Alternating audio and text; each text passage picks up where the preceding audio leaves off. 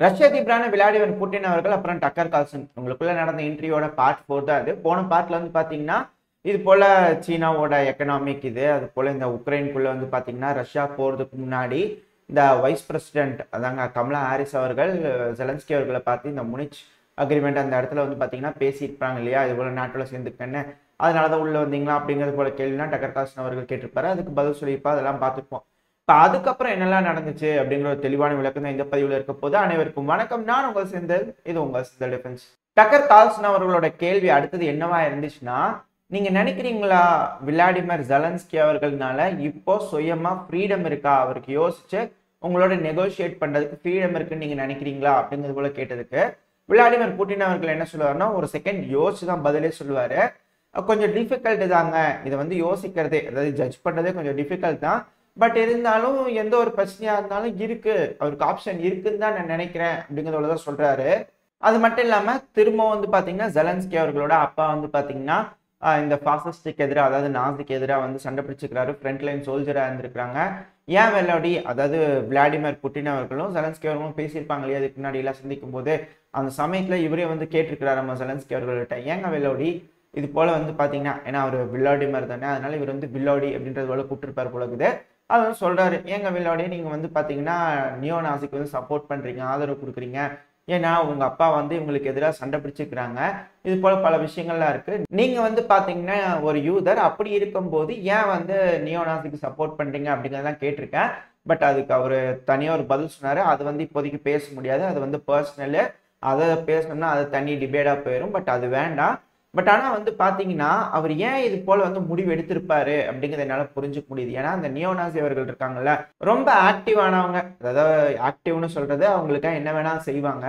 ஒருவேளை இந்த மேற்குலக நாடுகள்லாம் பணம் தராங்க இல்லையா, அப்படி இருக்கும்போது இவங்களை வச்சு எந்த வேலை வேணா செஞ்சுக்கலாம் அப்படிங்கிறதுனால கூட அவங்க அமைதியா இருந்திருக்கலாம் ஜெலன்ஸ்கி அவர்கள் அப்படிங்கிறது போல இவர் வந்து கொஞ்சம் டீசெண்டா தான் சொல்றாரு. அதாவது ரஷ்ய அதிபரான விளாடிமிர் புட்டின் அவர்கள் இந்த பிரச்சனை இவ்வளவு தூரம் கடந்து வந்ததுக்கு அப்புறம் கூட எனக்கு தெரிஞ்சு இவர் யாரையும் வந்து ரொம்ப மோசமான வார்த்தைகளை பயன்படுத்தி திட்டினதா எனக்கு தெரியல, எந்த ஒரு பேட்டிலையும் எந்த டைம்லையும். இப்போ கூட எல்லா லீடர்ஸையும் வந்து பார்த்தீங்கன்னா கொஞ்சம் மரியாதையா பேசுற மாதிரி தான் இருக்கு. ஆனா இதே மேற்குலக தரப்பா இருக்கட்டும், ஜெலன்ஸ்கி அவர்களா இருக்கட்டும், பேசாத வார்த்தைகள் இல்ல, திட்டாத வார்த்தைகள் இல்ல புட்டின் அவர்களா, அதுவும் மூஞ்சிலே குத்திடுவேன் அப்படிங்கிறதும் எல்லாம் வந்து பார்த்தீங்கன்னா உக்ரைனோட இந்த ஃபாரின் மினிஸ்டர் ஆகிட்டு இது போல சில நபர்கள் கிட்ட இருந்தா ஸ்பீச் வருது, நம்மளால புரிஞ்சுக்க முடியுது.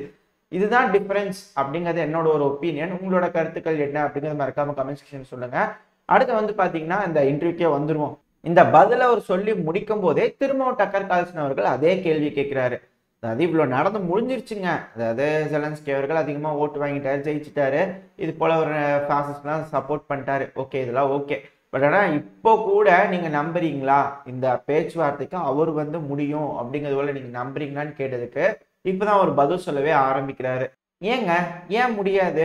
ஏன்னா அவரை தானே அவர் ஹெட் ஆஃப் ஸ்டேட்னு நினைக்கிறாரு. ஏன்னா உக்ரைன்ல இப்ப கரண்டா அவர் தானே அதிபரா இருக்கிறாரு, மார்ஷல் எல்லாம் கொண்டு வந்துக்கிறாரு சொன்னா கேட்கறாங்க இல்லையா. அது மட்டும் இல்லாம வந்து பாத்தீங்கன்னா அவர் வந்து எலெக்ஷன் எல்லாம் ஜெயிச்சுக்கிறாரு, பெருவாரியான ஓட்டுலாம் வாங்கி இருக்கிறாங்க. அது மட்டும் இல்லாம இந்த பிரச்சனையெல்லாம் ஆரம்பத்துக்கான காரணம் வந்து பாத்தீங்கன்னா இந்த கூடட்டா, இந்த ஆட்சி கவிழ்ப்பு நடந்து இல்லையா 2014, அதுல இருந்தா இதுக்கப்புறம் நடந்தது அப்படிங்கிறதோட திரும்பி அந்த விஷயத்துக்குலாம் போறாரு. பட் நம்ம திரும்பி சொன்னா ரிடண்டண்டா இருக்கும். பட் ஆனாலும் அதெல்லாம் கட் பண்ணிக்கலாம். இம்பார்ட்டான விஷயத்த மட்டும் அவர் சொல்றது மட்டும் எடுத்து வரேன். அதாவது இந்த பிரச்சனை இருக்குல்ல, இஸ்தான்புல்ல வந்து பாத்தீங்கன்னா நம்ம முன்னாடி பேச்சுவார்த்தைக்கு போனா அதுக்கு ஜெலன்ஸ்கி அவர்கள் ஒத்துக்கிட்டாரு. அந்த சமயத்துல வந்து பாத்தீங்கன்னா அரக்கமியாவா பேர் கொஞ்சம் கரெக்டா வரல, அவர் தான் வந்து பாத்தீங்கன்னா உக்ரைன் சார்பா நெகோசியேஷனுக்கு வந்தவங்க இஸ்தான்புல்ல. அவர் வந்து ஒரு இடத்துல கையெழுத்து போட்டிருப்பாரு, அதாவது ப்ரிலிமினரியா அவர் சைன் பண்ணியிருப்பாரு. அதை எடுத்துட்டு கொண்டு போனதுக்கு அப்புறமா ஜெலன்ஸ்கி அவர்கிட்ட பேசிட்டு கையெழுத்து வாங்கிட்டு கொண்டு வந்து கொடுப்பாரு. அதாவது இந்த சமயத்துல வந்து பாத்தீங்கன்னா அந்த இடத்துல அவரோட ஸ்டேட்மெண்ட் இந்த இவர் சொல்றாருல, மென்ஷன் பண்றாருல பேரு, இதைத்தான் நம்ம முன்னாடி இந்த எபிசோட் 1லயே நம்ம சொல்லியிருப்போம். இந்த இவர் நபர் இருக்காருல, இந்த நபரே இண்டிவிஜுவலா பேட்டி கொடுத்துருக்கிறாரு.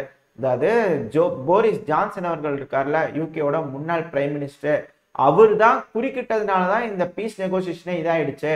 அது மட்டும் இல்லாம ரஷ்யா வந்து பெருசாலாம் கொடுக்கலங்க. இந்த டான்பாஸா இருக்கட்டும், இந்த இப்ப லுகான்ஸ்கா இருக்கட்டும், இது எல்லாமே உக்ரைனுக்கு கொடுத்துறேன்னு சொல்லிதான் அந்த பீஸ் நெகோசியேஷன்ல இருந்தது. அது மட்டும் இல்லாம கிரீமியாவும் உக்ரைனோட தான், ஆனா லீஸ் ரஷ்யா கிட்ட இருக்கணும் அப்படிங்கிறது போலதான் பேச்சு இருந்தது. ஸோ இதெல்லாம் வச்சு பார்க்கும்போது அது மட்டும் இல்லாம இந்த ரஷ்யா மொழி இருக்குல்ல, அது செகண்ட் லாங்குவேஜா இருக்கணும். அப்புறம் அங்க இருக்கக்கூடிய மக்களுக்கு சலுகை இருக்கணும், ரஷ்யா மொழி பேசுறவங்களுக்கு சலுகை இருக்கணும். ஏன்னா அவங்களா 2ஆம் உலகப் போர்ல சண்டை பிடிச்சிருப்பாங்க, அவங்களுக்கு வேணுங்கிற பென்ஷன்லாம் இருக்கும். அதெல்லாம் கரெக்டாக கொடுக்கணும். ஏன்னா அதுதான் கவர்மெண்ட் முதல்ல இருந்து அது கரெக்டாக இருக்கணும். ரெண்டாவது இந்த நியோ நாசின்னு சொல்றாங்க இல்லையா, அதை வந்து லெஜிஸ்லேட்டிவ் அளவில் வந்து பார்த்தீங்கன்னா அதுக்கு தடை ஏற்படுத்தணும். இதை வந்து முன்னாடி எக்ஸ்பிளைன் பண்ணியிருப்பாரு. பட் இதை வந்து இதில் ஆட் பண்ணிக்கிறேன். இந்த லெஜிஸ்லேட்டிவ் லெவலில் வந்து கொண்டு வரணும். இவர் நம்பினாராம் விளாடிமிர் புட்டின் அவர்கள். இதெல்லாம் கடைபிடிச்சா கண்டிப்பா வந்து இந்த நியோநாசிசம் வந்து கட்டுப்படுத்தலாம். அதாவது கல்டிவேட் பண்ணக்கூடாது, புதுசா வந்து அதை ஊக்குவிக்க கூடாது அப்படிங்கிறது இவரோட எண்ணமா இருந்தது.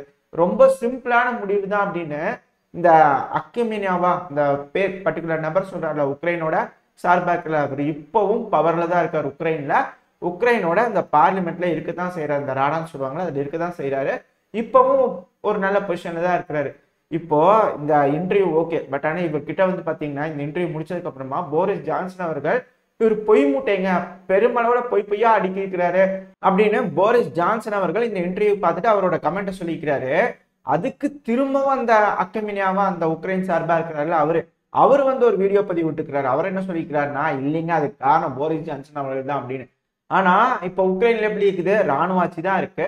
அந்த பார்லிமெண்ட்ல அவர் இருக்கிறாரு. யார் வந்து இந்த இஸ்தான்புல்ல உட்காந்து பேச்சுவார்த்தை நடத்தினாரோ அவரே திரும்ப திரும்ப அழுத்தி சொல்றாருன்னா, ரஷ்ய அதிபரான விளாடிமிர் புட்டின் அவர்களும் கையெழுத்து போட்டதுக்கான சான்றிதழ்லாம் வந்து பாத்தீங்கன்னா எப்போ இந்த ஆப்பிரிக்கா சார்பா யூனியன் சார்பா வந்து பேசினாங்க இல்லையா, அப்ப எடுத்து கூட இந்த இதை காமிச்சாங்க இல்லையா ரிப்போர்ட்டை.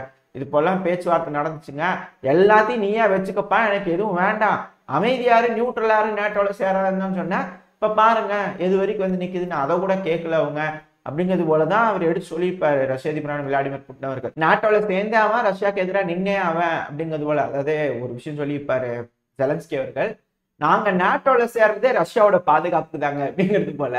சரிங்க நீங்க சீட்டோல சேர்ந்துக்குங்களேன் உக்ரைன் அப்படிங்கிறது போல நம்ம சொல்லியிருப்போம் ஒரு காமெடியா, அது உங்களோட பாதுகாப்புக்கா இருக்கும் அப்படிங்கிறத சொல்லியிருப்போம். பட் ஆனா இந்த குளறுபடிகள்லாம் என்ன நடந்திருக்கு அப்படிங்கிற இந்த இன்டர்வியூ மூலியமா தெளிவா வந்திருக்கு. இதெல்லாம் முன்னாடியே நம்ம பார்த்தாச்சு. பட் ஆனா இப்ப இவர் வாயிலிருந்து டைரக்டா ஒரு அமெரிக்கன் இன்டர்வியூ பண்ணும்போது அந்த டீட்டெயில்ஸ்லாம் அதெல்லாம் டாக்குமெண்ட்லாம் முன்னாடியே இவர் பேசுறதுக்கான எல்லா எவிடன்ஸையும் வந்து முன்னாடியே கொடுத்துக்கிறாரு. எல்லாத்தையும் உங்ககிட்ட காப்பி தரேன், நீங்க டிரான்ஸ்லேட் பண்ணி காமிச்சிக்கங்க அப்படிங்கிறது போல டக்கர் கார்ல்சன் அவர்களுக்கு கொடுத்துக்கிறாரு. இந்த இன்டர்வியூல வந்து பாத்தீங்கன்னா என்ன நடந்திருக்கு அப்படிங்கிற ஒரு விஷயம் வெளியே வர ஆரம்பிச்சிச்சு. அது மட்டும் இல்லாம இப்ப கரண்டா இது போல விஷயங்கள்லாம் நடக்குதுனாலயோ என்னமோ தெரியல, உடனே வந்து பாத்தீங்கன்னா கமாண்டர் இன் சீஃப் இருக்கிறாருல, அதாங்க ஜெலன்ஸ்கி அவர்கள், வேலரி செலூஷ்னி அவர்களை வேலையை விட்டு தூக்கிட்டு இப்ப கரண்டா உக்ரைன்ல வந்து பாத்தீங்கன்னா அலெக்சாண்டர் சிர்ஸ்கி அவர்களை வந்து கமாண்டர் சீஃபா போட்டிருக்கிறாங்க. இதுக்கு உக்ரைன்ல இருக்கக்கூடிய பல மக்களுக்கும் பிடிக்காம இப்ப திரும்பவும் ஆட்சி கவிழ்ப்புக்கான வேலைகள் இது ஒரு தொடக்கமா இருக்க போகுது அப்படிங்கிறாங்க. ஏன்னா போராட்டம் வெடிக்க ஆரம்பிச்சிருச்சு. உக்ரைனோட கேபிட்டலான கீவ்லயும் பல பகுதிகளிலும் போராட்டம் வளர்க்க ஆரம்பிச்சிச்சு. முதல்ல உங்களை மாதிரி நான் சரியா போயிருங்க ஜெலன்ஸ்கி அவர்களே அப்படிங்கிறது போல உக்ரைனோட கேபிட்டல் இருக்கிற மக்கள் நினைக்கிறதா சொல்லப்பட்டு வருது. அது மட்டும் இல்லாம இந்த ஒடசாவா இருக்கட்டும், சில பல டிஸ்ட்ரிக்ட்ஸ்லாம் இருக்குல்ல மிலிட்ரி டிஸ்ட்ரிக்ட்ஸ், அங்க இருக்கிற மக்கள் எல்லாம் ஒன்று திரண்டு அங்க இருக்கக்கூடிய அந்த மிலிட்ரி டிஸ்ட்ரிக்டை ரெப்ரசென்ட் பண்ணக்கூடிய அந்த ராணுவ வீரர்கள் இருப்பாங்களா, மரியாதையா வந்து விளக்கம் கொடு, இங்க இருந்து நீ ஆளுகளை புடிச்சு போனியே என்னாச்சு அதுக்கு விளக்கம் கொடுன்னு சொல்லி சில மக்கள்லாம் ஒண்ணு கூடி, அது முக்கியமா பெண்கள் ஃபுல்லா சேர்ந்து அவங்கள சுத்தி வளைச்சு நின்று ஒரு இடத்துல கேம்ப் மாதிரி போட்டு கேள்வி கேட்டிருக்கிறாங்க. அவருக்கு வந்து பதில் சொல்லிட்டு இருக்கிறாரு. அவர்கிட்ட இருந்து பதிலே கரெக்டா வர மாட்டேங்குது, என்ன நடக்குது ஏது நடக்குதுன்னு. பட் ஆனா இது போல பல விஷயங்கள் வந்து மக்கள் வந்து இப்போ விழிப்புணர்வு அடைய ஆரம்பிச்சிட்டாங்க. நீ ரஷ்யா படிச்சதெல்லாம் போதும், ஜெயிச்சு கிழிச்சதெல்லாம் போதும், மரியாதை நீங்க வந்து புடிச்சு போயிடல, அதுக்கு கணக்கு கூடப்பா அப்படிங்கிறது போல ஆர்மியை கேட்டு டார்ச்சர் பண்ண ஆரம்பிச்சிட்டாங்க. இது ஒரு கட்ட வரைக்கும் தான். இப்ப எப்படி இந்த போராட்டங்கள் வெடிக்க ஆரம்பிக்குதோ அதே போல இங்க இருந்து கடத்திட்டு போனீங்களே அவங்களுக்கு என்ன ஆச்சு சொல்லி தொலைங்க அப்படிங்கிறது போல மக்கள் கொதிச்செழுந்து சண்டை பிடிக்க ஆரம்பிச்சிட்டாங்கன்னா, போராட்டம் வலுக்க ஆரம்பிச்சிருச்சுன்னா ஆட்சி கவிழ்ப்பு நடந்துரும். அதுக்கு முன்னாடி இந்த உக்ரைன்ல வந்து எலெக்ஷன் கொண்டு வரணும் அப்படிங்கிறதுல பேசப்பட்டு வருது. ஏன்னா இந்த ரஷ்ய அதிபரான விளாடிமிர் புட்டின் அவர்கள் கொடுத்த இன்டர்வியூக்கு அப்புறமா இந்த உக்ரைன் மேல இருக்கக்கூடிய ஒரு நல்ல ஒப்பீனியன் போயிடும். அந்த ஒப்பீனியன் போயிருச்சு அப்படின்னா உக்ரைன்ல வந்து இப்போதைக்கு டிக்டேட்டர் ஆட்சி மாதிரி தான் இருக்கு. முதல்ல அங்க எலெக்ஷனை நடத்த வைங்க, அதுக்கப்புறம் பாத்துக்கலாம் அப்படிங்கிறது போல யூஎஸ்ல இந்த நம்ம கூட சொல்லியிருப்போம் இல்லையா, அடுத்த அதிபரா இருக்கலாம்னு சொல்லிட்டு இந்த விவேக் ராமசாமி அவரு கூட சொல்லியிருப்பாரு, முதல்ல உக்ரைனே டிக்டேட்டர்ஷிப் மாதிரி இருக்குதுங்க, முதல்ல அங்க எலெக்ஷன் இருக்கா, எலெக்ஷன் கொண்டு வர சொல்லுங்க அப்படிங்கிறத சொல்லியிருப்பாரு இல்லையா. இது போல அமெரிக்கால இருக்கிற பலரும் உக்ரைன்ல எலெக்ஷன் வைக்கணும் அப்படிங்கிறத சொல்லிட்டு இருக்கிறாங்க. ஸோ உக்ரைன்ல ஒரு எலெக்ஷன் வரும்போதும் ஜெலன்ஸ்கி அவர்களும் மூட்டை கட்டி வரா அப்படிங்கிறது ஒரு சந்தேகம் வருது.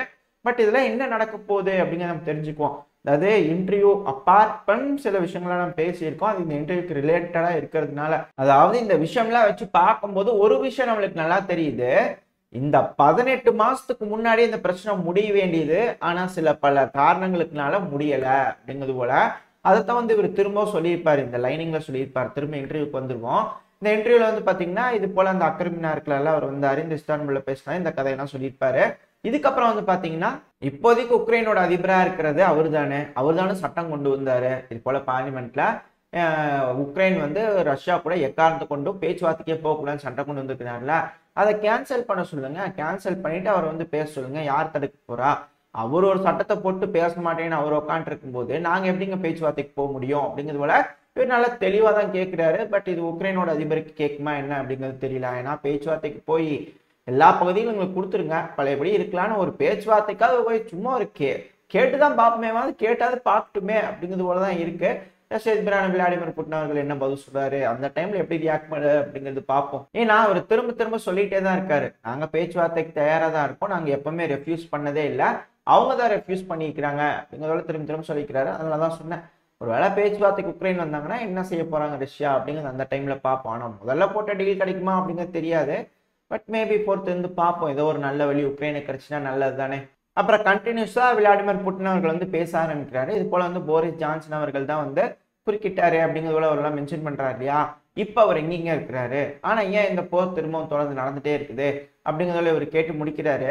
இவர் ஒரு கேள்வி கேட்கிற மாதிரி இருக்குது. அதுக்கு திரும்பி டக்கர் கால்சன் அவர்கள் வந்து ஆமா இது ஒரு நல்ல கேள்விதான், ஏன் இப்ப திரும்பவும் நடக்குது, நீங்க என்ன நினைக்கிறீங்க அப்படிங்கிறத திருப்பி கேட்டதுக்கு ஹெல்தா நோஸ் அப்படிங்கிறது போல இவர் தரப்பு சொல்லியிருப்பாரு, அதாவது நரகத்துக்கு தான் தெரியும் அப்படிங்கிறது போல. அது மட்டும் இல்லாம இவர் தரப்புல இருந்து என்ன சொல்றாரு, இவர் என்ன யோசிக்கிறாரு அப்படின்னா, அதாவது முதல்ல வந்து ஒரு யோசனை இருந்தது, ரஷ்யா வந்து தோக்கடிக்க முடியும் அப்படிங்கிறது போல. அதாவது இவர் மென்ஷன் பண்ணக்கூடிய பாயிண்ட், இந்த பேட்டில் ஃபீல்ட்ல ரஷ்யாவை தோக்கடிக்க முடியும் அப்படின்னு முதல்ல நினைச்சாங்க. பட் ஆனா ஒன்றும் நடக்கல. இதுக்கப்புறம் வந்து பாத்தீங்கன்னா ஒரு பாயிண்ட் சொல்வாரு, ரஷ்யாவை ஸ்ட்ராட்டஜிக்கா டிஃபீட் பண்ணணும்னு நினைச்சாங்க. பட் ஆனா அது முடியல, அது நடக்கல அப்படிங்கிறது போல ரஷ்ய அதிபரான விளாடிமிர் புட்டின் அவர்கள் ஆணி அடிச்சு மாதிரி தெளிவா சொல்லிக்கிறாரு. அப்புறம் இந்த இன்டர்வியூ இருக்குல்ல, இப்ப நம்மளே 4 பாட்டா பார்த்துருக்கோம், சிலருக்கு பிடிச்சிருக்கும் சிலருக்கு பிடிச்சிருக்காது.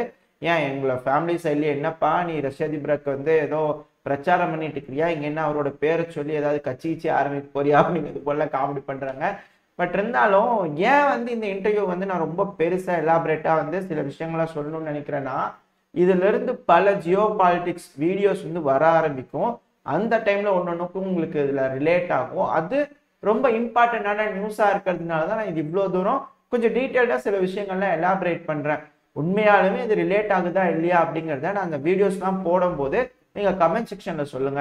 அப்புறம் இந்த இன்டர்வியூக்கே வந்துடலாம். இந்த இன்டர்வியூல இந்த கேள்விலாம் கேட்டு முடிச்சதுக்கு அப்புறமா டக்கர் கால்சன் அவர்கள் என்ன கேட்கிறாங்கன்னா, சரி ஓகே நீங்க ஒரு கிறிஸ்டியன் லீடரா இருக்கிறீங்க, அது மட்டும் இல்லாம நீங்க ஆர்த்தடாக்ஸ் அப்படிங்கிறது போல திரும்ப திரும்ப சொல்றீங்க, உக்ரைனுக்கும் ரஷ்யாவுக்கும் இருக்கக்கூடிய அந்த ஆர்த்தடாக்ஸ் கனெக்ஷன்னா என்ன, அதை பத்தி நீங்க என்ன நினைக்கிறீங்க அப்படிங்கிறத கேட்க ஆரம்பிச்சோடனே அவர் திரும்பி 9ஆம் நூற்றாண்டுக்கு போறாரு. நம்மளுக்கு இது வந்து திரும்பி ஒரு பழைய காலத்து ஹிஸ்டரின்றதுனால மேலோட்டமா சொல்லிட்டு போயிடுறேன். நான் உங்ககிட்ட முன்னாடியே சொன்ன மாதிரி தாங்க, பிரின்ஸ் விளாடிமிர் இருக்கிறாருல, அதாவது 9ஆம் நூற்றாண்டுல வந்து பாத்தீங்கன்னா இவங்களாம் கிறிஸ்டியானிட்டி கன்வெர்ட் ஆகுறாங்க. ஆனால் கொஞ்சம் கொஞ்சமா ஸ்டெப் பை ஸ்டெப்பாக தான் நடந்தது, சும்மா சடனாலாம் நடந்துடல. ஏன்னா மக்கள்லாம் திடீர்னு ஒத்துக்க மாட்டாங்க இல்லையா. அந்த டைம்ல அந்த ஆரிஜின் ஆஃப் ரஷ்யா பார்க்கும்போது நம்ம சொல்லியிருப்போம் இது போல எப்படி நடந்ததுன்னு சொல்லிட்டு. அதை பார்த்துருந்தீங்கன்னா உங்களுக்கு இது வந்து கரெக்டாக கனெக்ட் ஆயிருக்கும், உங்களுக்கு புரிஞ்சிருக்கும். ஸோ இது வந்து கொஞ்சம் கொஞ்சமாக தான் நடக்க ஆரம்பிச்சது. முதல்ல அந்த ரூலர்ஸ் வந்தாங்க, அதுக்கப்புறம் மக்கள் வந்தாங்க. அது வந்து கொஞ்சம் ரொம்ப லென்த்தான ப்ராசஸ், ரொம்ப ஈஸியால நடக்கல. அப்புறம் ஒரு கட்டத்தில் ரூஸ் பீப்புள் மக்கள் எல்லாமே பேப்டைஸ் ஆக ஆரம்பிச்சிட்டாங்க. அதுக்கப்புறம் ரஷ்யா எக்ஸ்பேண்ட் ஆக ஆரம்பிச்சது. அந்த சமயத்தில் பல மக்கள், பல மதம் இருக்கக்கூடிய மக்கள்லாம் வராங்க, நாங்கள் எல்லாத்தையும் ரெஸ்பெக்ட் பண்ணுறோம், நாங்களாம் வந்து எல்லா மதத்தையும் ஈக்குவலாக ட்ரீட் பண்ணுறோம் அப்படிங்கிறது போல. இது எதுக்காக, இந்த ஸ்வீடன் இருக்கிறாங்க இல்லையா, இந்த அல்குரானை வந்து எரிச்சாங்க இல்லையா, அதுலேருந்து நம்ம தெரிஞ்சுக்கலாம். ஸோ இது வந்து அங்கே டேரெக்டாக ஒரு குத்துழுகுதுன்ட்டு இது போல் நாங்களாம் எல்லா மதத்தையும் சம்மதம் நடத்துகிறோம் அப்படிங்கிறது போல சில ஸ்டேட்மெண்ட்லாம் இருந்தது. பட் இது மத சார்பாக போகிறதுனால நம்ம இதை ஸ்கிப் பண்ணிட்டு நம்ம அடுத்த பாட்டுக்கு போயிடலாம். அடுத்த கேள்வி வந்து பார்த்தீங்கன்னா, அது இந்த ரிலேட்டடாக தான் இருந்தது. எப்படி வந்து இந்த மதர்ஹுட் ஃபார்ம் ஆச்சு, அந்த ரஷ்யாவோட அமைப்பு எப்படி இருக்கு, வாழ்வாதார அமைப்பு எப்படி இருக்கு அப்படிங்கிற எக்ஸ்பிளைன் பண்ணிட்டு வந்தாங்க. அப்படி வரும்போது சரி நீங்க கிறிஸ்டியன் லீடரா இருக்கிறீங்க, ஆனா ஜீசஸ் வந்து என்ன சொன்னார், யாரையும் கொல்லக்கூடாதுன்னாரு. ஆனா நீங்க ஒரு கிறிஸ்டியானிட்டி லீடரா இருக்கிறீங்க, அப்படி இருக்கும்போது நீங்க வந்து பாத்தீங்கன்னா பலரையும் கொள்றீங்களே, இது எப்படி அப்படிங்கிறத கேள்வி கேட்டதுக்கு ஒரு செகண்ட் வெயிட் பண்ணிட்டு அப்புறம் சொல்லாரு, இது ரொம்ப ஈஸி தான், நாங்க எப்போ அட்டாக் பண்ண ஆரம்பிச்சோம், நாங்க என்னைக்குமே அட்டாக் பண்ண மாட்டோம், எங்களை நாங்கள் ப்ரொடெக்ட் பண்ணிக்கிறதுக்கும் டிஃபெண்ட் பண்ணிக்கிறதுக்காக மட்டும்தான் அட்டாக் பண்ணோம். அதாவது திரும்ப இது பழைய கதைக்கே போகுது. அதாவது எப்படின்னா, இந்த உக்ரைன்ல வந்து பார்த்தீங்கன்னா 2014 வந்து இந்த குப் நடக்குது இல்லையா, அந்த ஆட்சி கழிப்பு நடக்குது இல்லையா, அந்த ஆட்சி கழிப்பு நடக்கின அப்புறம் தான் நாங்கள் இது போல வேலைகளில் ஈடுபடுறோம். அதாவது எங்கள் நாட்டை ப்ரொடெக்ட் பண்ணுறதுக்காகவும் எங்களை பாதுகாத்துக்கிறதுக்காகவும் தான் இது போல வேலைகள் நடக்குதே தவிர நாங்கள் யாரையும் போய் போய் வாலண்டியராக அடிக்கணுன்ற எங்களுக்கு தேவையில்லை, நாங்கள் அதை செய்யவும் மாட்டோம் அப்படிங்கிறது போல இவரோட பதிலாக இருந்தது. இதுவும் அது ரிலேட்டடாக இருக்கிறதுனால இந்த பாட்டு நம்ம ஸ்கிப் பண்ணி அடுத்த பாட்டுக்கு போயிடலாம். அப்புறம் இந்த ரோமன் எம்பையர் கொலாப்ஸ் இது போல பல விஷயங்கள்லாம் பேசிக்கிட்டாங்க. இந்த சமயத்துல தான் டக்கர் கால்சன் அவர்கள் வந்து என்ன கேட்கிறாருன்னா, இந்த ரோமன் எம்பையர்னு சொல்லார்ல, எப்ப இருந்து இந்த ஏஐ எம்பையர் வந்து ஆரம்பிச்சது, அதை பத்தி நீங்க என்ன நினைக்கிறீங்க அப்படிங்கிறது போல இந்த ஏஐக்குள்ள வராங்க.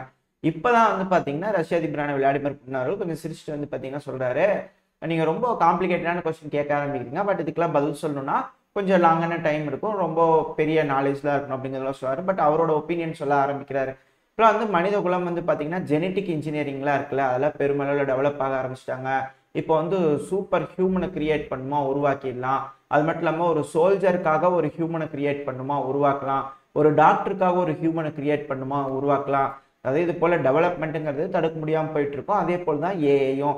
இப்போ கூட எலான் மஸ்க் அவர்கள் இருக்கிறாரு, ஏதோ ஒரு சிப் வச்சுக்கிறாரு, அந்த சிப்பை வச்சு இன்செக்மெண்ட்டான ஏதோ சிக்னல்லாம் கொடுக்க முடியுமாமா அப்படிங்கிறது போல எலான் மஸ்க் அவர்களை பற்றிலாம் பேச ஆரம்பிக்கிறாங்க. அந்த சமயத்துல வந்து பாத்தீங்கன்னா இந்த ஏஐ பத்தி பேசும்போது இந்த விஷயங்கள் சொல்றாரு. எலான் மஸ்க் அவர் வந்து ரொம்ப ஜீனியஸ் ஆனவர், அவர் வந்து இந்த அமெரிக்கா வந்து ரெகுலேட் பண்ண ஆரம்பிக்கணும், இதுக்கு சட்டத்திட்டங்கள்லாம் கொண்டு வரணும், ஏன்னா அவர் ரொம்ப ஸ்ட்ராங்கான மனிதர், அவர் நினைச்சாருன்னா என்ன வேணா பண்ண முடியும், ஏன்னா அவருக்கு ஃப்ரீடம் இருக்கு, விங்ஸ் இருக்கு, அவர் பறப்பாரு. பட் ஆனால் அது ஒரு சர்டன் ரெகுலேஷனுக்கு கீழே வரும்போது மனித குலம் வந்து கொஞ்சம் சேஃப்டியா இருக்கும், ஏன்னா அது ரொம்ப பெரிய அளவில் பிரச்சனை ஆபத்தா இருக்கு இல்லையா. இந்த ஒரு பாயிண்ட் மட்டும் என்னோடது, மற்ற எல்லாமே வந்து அவரோட டைலாக்ஸ்ல இருந்துச்சு. இது வந்து ஏஐ பத்தியும் ஜெனட்டிக் இன்ஜினியரிங்கை பற்றியும் பேசியிருந்தாங்க. அதில் அவர் கிளியராக ஒரு விஷயத்தை வந்து புரிய வச்சிருப்பாங்க இந்த ஏஐ பற்றி. என்னன்னா, கன் பவுடரை எப்படி வந்து யூஸ் பண்ணுறதை தடுக்க முடியலையோ அதே போல் தான் இந்த ஏஐயோட டெவலப்மெண்ட்டும் இந்த ரிசர்ச்லாம் போயிட்டு தான் இருக்கும். இது வந்து கண்ட்ரோல்டாக இருக்கணும், ஒரு கட்டத்துக்கு மேலே இது எக்ஸ்ட்ரீமாக போயிடுச்சு அப்படின்னா கொஞ்சம் பிரச்சனை வரும். அப்புறம் இந்த நியூக்ளியர் விஷயம் இது பற்றிலாம் பேசிட்டாங்க. ஏன்னா ஒன்ஸ் ஒருத்தவங்க நியூக்ளியர் யூஸ் பண்ண ஆரம்பிச்சிட்டாங்க, அப்புறம் அவங்க இவங்க யூஸ் பண்ண ஆரம்பிச்சிட்டாங்கன்னா எல்லா பிரச்சனையாக போயிடும், அழிவு நோக்கி போயிடும். அதே போலதான் இந்த ஏஐயோட டெவலப்மெண்ட்டும் அழிவு நோக்கி போயிடக்கூடாது, அது கொஞ்சம் கண்ட்ரோல்டா இருக்கணும் அப்படிங்கிறத தான் சொல்லி முடிச்சிருந்தாரு. அதுவும் இது போல டெவலப்மெண்ட்லாம் ஒரு பாயிண்ட்டுக்கு வரும், அப்போ இந்த இன்டர்நேஷனல் எல்லாம் உட்காந்து எல்லாம் உலக அளவில் எல்லாரும் உட்காந்து ஒரு ரெகுலேஷன் கொண்டு வருவாங்க அப்படிங்கிறத சொல்லி முடிச்சதுக்கு அப்புறமா இந்த ஜேர்னலிஸ்ட் இருக்கிறாங்க இல்லையா, இந்த வால் ஸ்ட்ரீட் ஜேர்னல் வந்து இருக்கக்கூடிய ஒரு ஜேர்னலிஸ்ட் வந்து பார்த்தீங்கன்னா இது போல் நீங்கள் பிடிச்சி வச்சுக்கிறீங்க, அவங்கள ரிலீஸ் பண்ணுறதுக்கு ஏதாவது வாய்ப்பு இருக்கா அப்படிங்கிறது போல கேட்கும்போது அதை பற்றிலாம் பேசியிருப்பாங்க.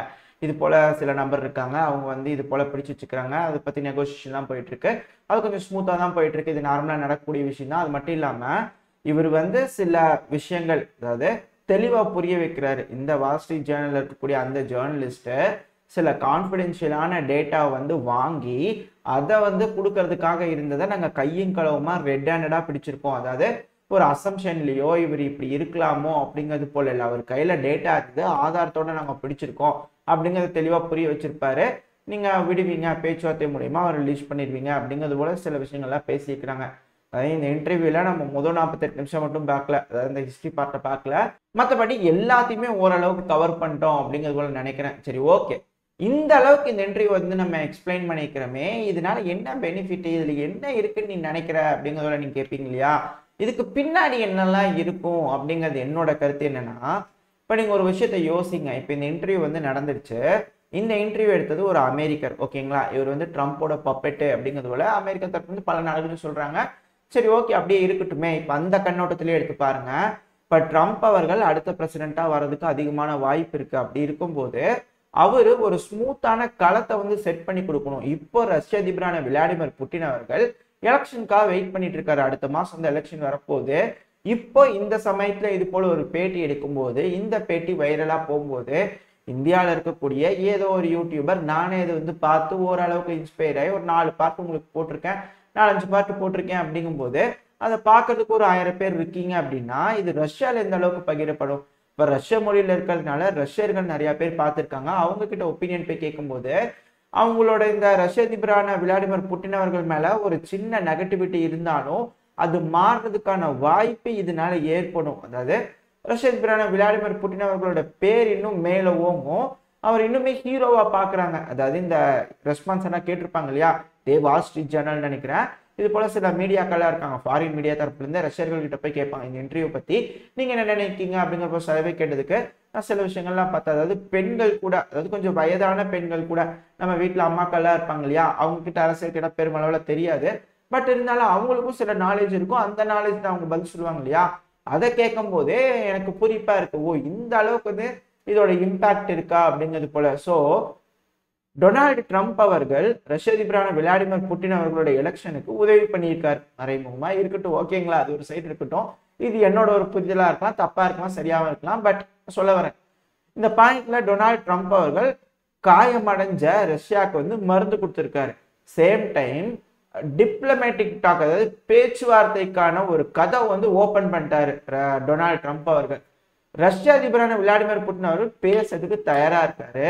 அமெரிக்காவோட அதிபர் பேச்சுவார்த்தை ஆரம்பிச்சா பேசுறதுக்கு தயாரா தான் இருக்காரு. ஸோ டொனால்டு ட்ரம்ப் அவர்கள் சொன்ன மாதிரி 24 மணி நேரத்துல போற நிறுத்துவேனாரு. அவர் நினைச்சது சொல்றதுக்கு வாய்ப்பு இருக்கு.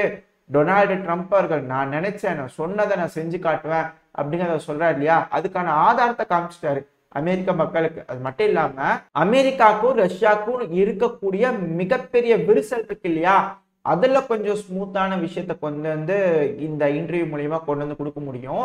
ரெண்டாவது, இந்த டாலர்லாம் இருக்கு இல்லையா, இந்த டாலருக்கு எதிரான முடிவுகள் ரஷ்யானால இதுக்கு மேல எடுக்கிறதுல கொஞ்சம் தயக்கம் இருக்கும். ஏன்னா டொனால்டு ட்ரம்ப் அவர்கள் அதை தான் வந்து பேசுவாரு அப்படிங்கிறது புரிஞ்சுக்க முடியுது இந்த இன்டர்வியூ வச்சு.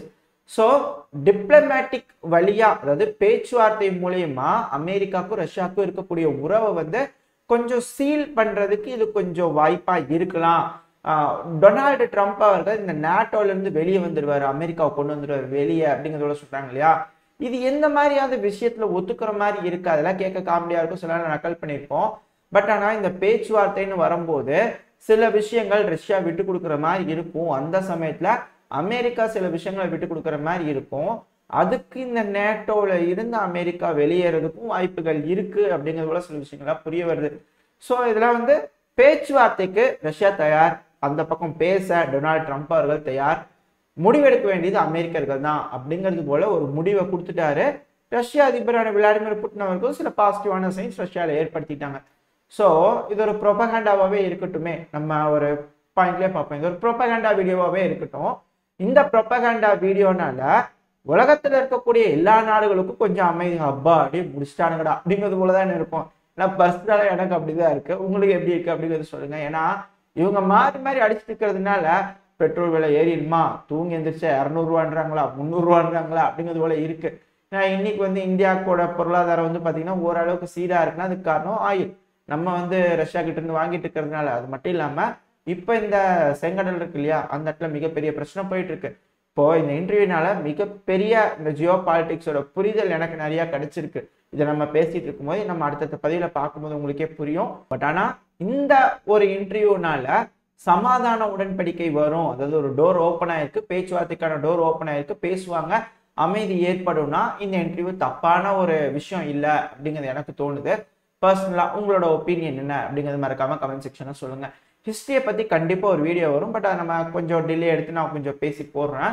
பட் நான் அடுத்தடுத்த பதிவில் வந்து பாத்தீங்கன்னா இப்போ உலகத்துல இருக்கக்கூடிய செய்திகள் அதெல்லாம் லைனா நாளைக்கு வீடியோக்கள்ல வர ஆரம்பிக்கும், பார்க்கலாம். ரெண்டாவது வந்து பாத்தீங்கன்னா இந்த வீடியோல இருந்து நம்ம இந்த ஜியோ பாலிடிக்ஸ்ல என்னென்னலாம் அப்ளை பண்ணலாம் அப்படிங்கிறது யோசிக்கலாம். பண்ணி பார்த்தோன்னா என்னென்ன விஷயங்கள்லாம் வருதுங்கிறது லைனா அடுத்த பதிவுல வரும். இதோட இந்த பதிவை நான் முடிச்சுக்குவோம். இந்த பதிவு எப்படி இருந்துச்சு, உங்களோட கருத்துக்கள் என்ன அப்படிங்கிறது மறக்காம கமெண்ட் செக்ஷன்ல சொல்லிட்டு நம்ம சேனலுக்கு சப்ஸ்கிரைப் பண்ணலாம், மறக்காம சப்ஸ்கிரைப் பண்ணிக்கோங்க. இந்த பதிவு நல்லா இருந்திருக்குன்ற நம்பிக்கையில் அடுத்த பதிவு உங்களை சந்திக்கிறேன். அது வரைக்கும் ஸ்டே சேஃப், பை பை.